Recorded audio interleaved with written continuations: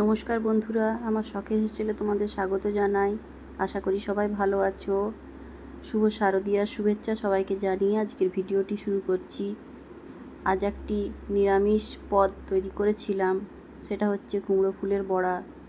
কম বেশি সবারই প্রায় প্রিয়, এবং আমরা নিরামিষ দিনে একটু তেলে ভাজা জিনিসটা একটু পছন্দ করে থাকি, তাই এই জিনিসটা বানিয়েছিলাম।